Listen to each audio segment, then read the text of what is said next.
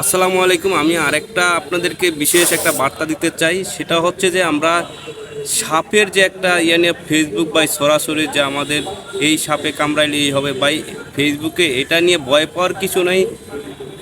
মানে এটা আসলে আমাদের যে সাপটার কথা সবাই বলে ভয় পাচ্ছেন, আসলে এটা কোনো কিছু না। এটা সাপ আমাদের দেশে আগেও ছিল, এখনও আছে। এইগুলা কিন্তু আমাদের দেশে আগেও ছিল, এখনও আছে। এই সাপগুলো আসলে থাকবেই, সাপ থাকবে, সাপ জন্ম হবে, ভয় পাওয়ার কিছু নাই। তবে আমরা সতর্ক সহিত বলতেছি যে সতর্ক থাকবেন এবং সাপে কামড়াইলে আপনারা দ্রুত হসপিটালে চলে যাবেন। ভয় পাওয়ার কিছু নেই। এগুলার ভ্যাকসিন আমাদের আগে থেকেও দেশে ছিল, এখনও আছে। সরকারি হসপিটালগুলো এখনও আছে। আপনারা দ্রুত চলে যাবেন, যখন সাপে কামড়াবে তখন চলে যাবেন। আর এই যে এই সাপগুলোর কথা বলতেছেন যে রাসেল ফাইবার, এটা আসলে আমাদের দেশে আগেও ছিল, কম ছিল, এখন একটু বেশি। কোনো সমস্যা নাই, সাপ আসতে পারে।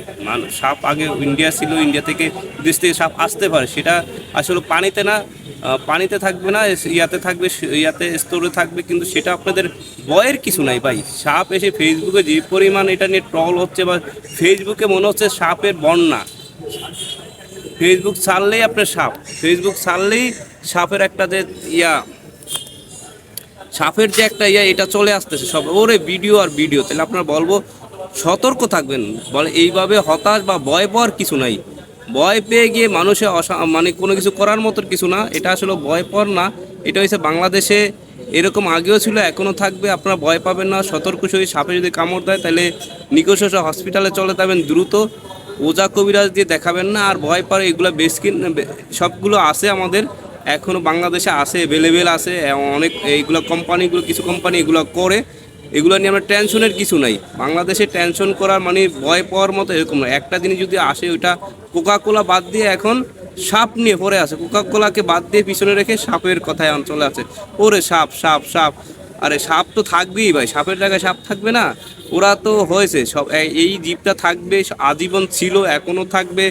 এইটা নিয়ে টেনশনের কিছু নাই। যদি আপনার বিপদ আসে, এটা আল্লাহর হুকুম। সাপে চাইলে আপনাকে কামড়াইতে পারবে, আল্লাহ যদি না চায়। আল্লাহ যদি আপনাকে বাঁচায় বা আপনার সুস্থ রাখে, কেউ কারো সম্ভব আছে এগুলো করা? কারো সম্ভব নয়। কারো কেউ পারবে না আপনাকে বাঁচাতে। আপনার মৃত্যু যদি থেকে থাকে, আপনার কেউ বাঁচাতে পারবে চাইলে? কারো সাধ্য আছে? এটা কারো ক্ষমতা আছে? চান এটা কারো মৃত্যু যদি আপনার হয়ে থাকে বা আপনার মৃত্যু হবে সাপে কামড়ায়, এটা কারো ক্ষমতা আছে আপনাকে বাঁচানোর? জঙ্গলে যাবেন, বাঁচানোর মালিক আল্লাহ, এই এক উপর আল্লাহ। এটা আসলে কারো ক্ষমতা আছে বাঁচার মানে কোনো কিছু করার? এই উপরে আল্লাহই পারে একমাত্র সহযোগিতা করে। তা আল্লাহর উপরে ভরসা রাখেন, সাবধানে থাকবেন। সাবধানে থাকার জন্য তো কোনো এটা তো কোনো কথা না। সাবধানে থাকবেন, ভালো থাকবেন, সুস্থ থাকবেন। ভয় পাওয়ার কিছু নাই। তবে যদিও সাপে কামড়ায়, তবে নিকটস্থ হসপিটালে চলে যাবেন দ্রুত। কোথায় কিছু না করে হসপিটালে চলে যাবেন। হসপিটালে তারা পরীক্ষা নিরীক্ষা করে আপনাকে ট্রিটমেন্ট দিয়ে দিবে। আপনারা সুস্থ হয়ে যাবেন ইনশাআল্লাহ। আল্লাহর উপর ভরসা রাখেন, ভালো থাকবেন, সুস্থ থাকবেন, সচেতন থাকবেন সবাই। ভয় পাওয়ার কিছু, এটা নিয়ে এত হুজুগ বা ফেসবুকে যেভাবে সরাসরি করছে, এটা ভয় পাওয়ার কিছু নাই। ভালো থাকবেন, সুস্থ থাকবেন সবাই। আল্লাহ হাফেজ। আসসালামু আলাইকুম রহমতুল্লাহ বরকাত।